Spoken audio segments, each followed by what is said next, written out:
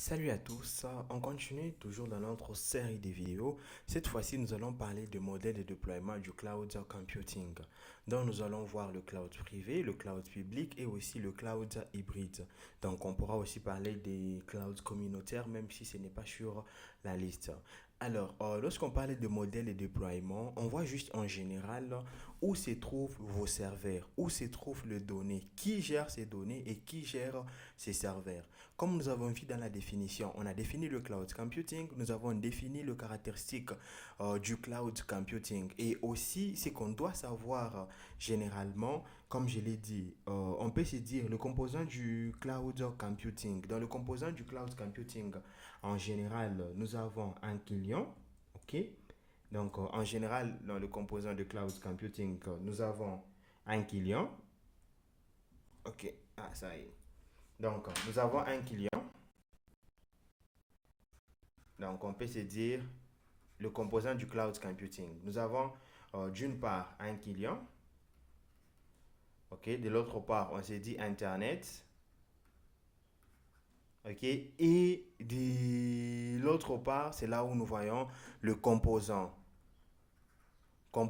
ou organisation ou encore données, puisqu'on a défini le cloud computing comme la fourniture des services informatiques via Internet.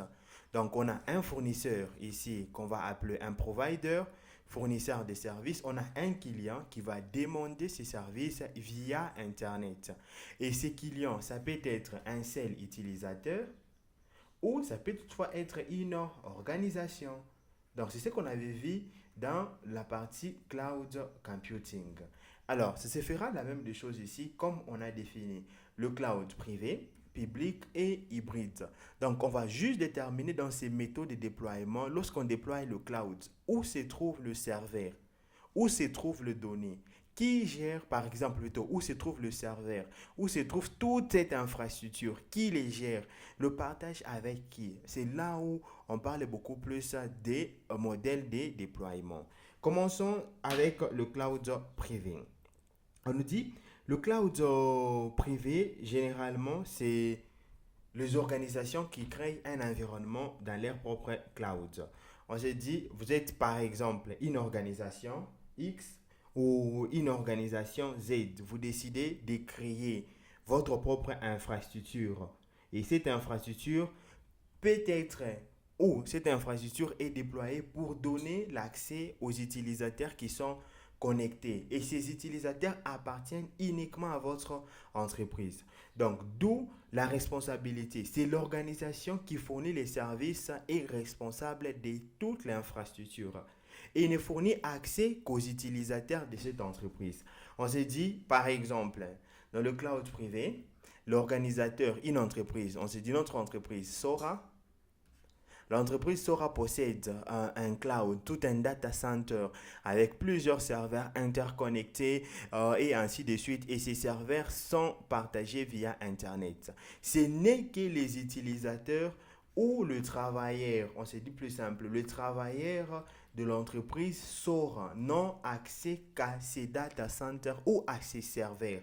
Et ces services ne sont fournis qu'à ces utilisateurs. D'où cette autorisation n'est accordée qu'à ses utilisateurs. Si par exemple, on a un travailleur, ok, d'une entreprise A, ce travailleur n'aura jamais accès à ces services en aucun jamais puisqu'il ne fait pas partie du cloud privé ou il ne fait pas partie plutôt de cette organisation. Donc, d'où il ne peut pas avoir accès à cette organisation ou aux données. Donc, l'avantage d'avoir un cloud privé, généralement, ça peut être votre propre entreprise ou l'entreprise Sora peut décider elle-même automatiquement de déployer, de payer des serveurs, de payer des routeurs, de payer tout ce qu'il faut pour déployer une salle serveur ou un data center. Et c'est l'entreprise Sora qui va commencer à prendre en charge la maintenance, qui va commencer à prendre en charge tout ce qui est comme réparation et ainsi de suite. L'avantage ici, c'est que la sécurité est garantie. Bon, on nous dit que la sécurité à 100% n'existe pas, mais la sécurité est garantie à 99%. Et cette sécurité est gérée par l'organisation. Donc, les données ne sont pas partagées avec les personnes en dehors d'organisation. Et tout ce qui est comme des normes de conformité et des compliance sont gérées et mises en œuvre par cette organisation. Et la plupart des clouds privés sont beaucoup plus donnés ou encore appartiennent beaucoup plus aux entreprises qui ont des données critiques. Ici, on peut juste donner quelques exemples. Par exemple, tel que le gouvernement. Ok, le gouvernement a besoin d'un cloud privé pour le travailleur de cette structure. Donc, ils peuvent déployer leur cloud privé. OK? Donc, on peut se dire aussi, tel que si on a des gouvernements, tel que l'organisation, votre propre entreprise aussi peut faire la même chose. On pourra encore prendre tel que des banques. OK? Admettons, par exemple, nous avons une banque X. Banque X déploie un cloud privé ou demande à un provider ou fournisseur de services Microsoft qu'on a besoin d'un cloud privé. Et ce cloud privé, certes, sera déployé et mis en œuvre par Microsoft. Ça peut être déployé sur site directement de cette entreprise ou ça peut être déployé du côté Microsoft, mais la gestion, la fourniture de ces services n'est octroyée qu'à l'entreprise ou à la banque en question. Donc, les données sensibles, donc on peut se dire que le cloud privé est beaucoup plus utilisé pour la sécurité maximale et le contrôle total de données. Et on peut passer maintenant au cloud public. Le cloud public, ici, l'infrastructure est partagée. Vous avez votre propre infrastructure et vous partagez l'infrastructure avec des utilisateurs multiples. Sans oublier, tel qu'on a dit, dans le cloud, nous avons un client que l'on dira un utilisateur connecté via une infrastructure, par exemple Internet ou réseau, et le service sont fournis ou offerts par un provider ou un fournisseur de services. Et dans le cloud public, nous avons ces fournisseurs de services. Et ces fournisseurs de services offrent des services à plusieurs clients. OK? On peut avoir le client, par exemple, de l'entreprise A. Notre fournisseur de services Azure est là. OK? Le fournisseur de services Azure offre des services, comme c'est un cloud public, il offre des services à l'entreprise A. Par exemple, le stockage des serveurs puissants et ainsi de suite. Et il offre à un particulier l'accès à ses propres données. Il offre à un autre particulier l'accès encore à ses propres données. On peut avoir encore une autre entreprise B ici qui a accès juste pour stocker la plupart de ses bases de données. Donc, on dira en un mot qu'avec le cloud public, l'accès est public. Connexion ouverte à n'importe quel utilisateur et non seulement à une seule organisation comme avec le cloud privé. Mais cette fois-ci, l'avantage qui est là, c'est que la maintenance, la sécurité et la gestion est gérée par Azure. C'est Azure qui se rassure de gérer la sécurité du data center, de faire la maintenance de son centre de données, de déterminer tout ce qui est comme des règles de sécurité. Le tout est géré par le fournisseur de services. Donc, l'avantage ici dans le cloud public, c'est que c'est plus flexible. Il n'y a pas de coût d'investissement. Ok, vous n'avez que pour une entreprise, vous n'avez que le coût d'exploitation. Automatiquement, vous commencez à exploiter. Et c'est beaucoup plus flexible et beaucoup plus donné aux particuliers et aux entreprises qui ont des données non sensibles. Ils peuvent déployer les données sensibles, par exemple, en interne, et les données non sensibles, s'ils ont besoin, par exemple, d'une puissance, ils peuvent déployer ces données dans un cloud public. Et passons à un cloud hybride. Et le cloud hybride, tel que vous venez de le voir, le mot hybride, les données, on fait la combinaison du cloud public et cloud privé par une organisation. Comme je disais ici, l'organisation SORA ou l'hôpital SORA par exemple décide de tirer parti des avantages du cloud. Et comme c'est l'hôpital, l'hôpital a des données sensibles. Ces données sensibles sont par exemple des données des malades, leurs certificats et ainsi de suite. L'hôpital décide de tirer parti du cloud privé en stockant toutes ces données sensibles. Mais ils ont besoin de calculs, par exemple, pour commencer à compiler des plus grandes quantités de données selon le nombre des utilisateurs, le nombre, par exemple, des malades reçus et ainsi de suite. Donc, des informations qui ne sont pas critiques et des informations qui ne sont pas sensibles. Ces informations sont stockées vers un cloud public. Et dans ces clouds publics, on peut tirer parti de l'avantage du cloud public. Donc le coût aussi est réduit. Donc c'est comme ça qu'on peut prendre l'avantage du cloud hybride. N'importe quelle entreprise peut tirer parti de ça, n'importe quel utilisateur ou tout comme même le gouvernement peut avoir cette possibilité. Donc ça dépendra de vous quel est le modèle le mieux adapté à vous. Parce que chaque modèle a ses avantages, chaque modèle a aussi ses inconvénients. Donc, d'où on dira une petite comparaison plus rapide. Alors, vous avez le cloud public. Dans le cloud public, il n'y a pas de dépenses d'investissement. Comme on l'a vu avec le CAPEX et les OPEX, ok, au début. Donc, si on se dit dans le cloud public, pas de dépenses d'investissement, il n'y a pas.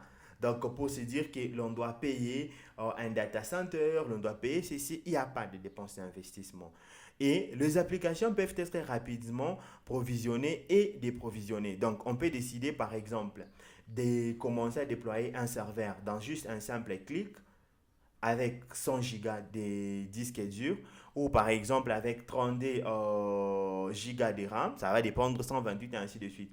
Mais à un moment, on se rend compte qu'on n'a plus besoin de cette puissance, on peut déprovisionner rapidement et rentrer à 16 gigas, voire même à 4 gigas. Donc c'est plus facile. Et les organisations ne payent que pour ce qu'ils utilisent. Ce n'est plus comme dans l'ancien temps où on avait notre infrastructure on-primes. On s'est dit, par exemple, en 2024, on a 10 utilisateurs, mais pour assurer une évolutivité, on ne va pas payer un serveur qui ne prendra en charge que 10 utilisateurs. Donc, on peut en payer un serveur qui va prendre en charge 15 utilisateurs ou 20 utilisateurs pour voir l'évolutivité jusqu'en 2025.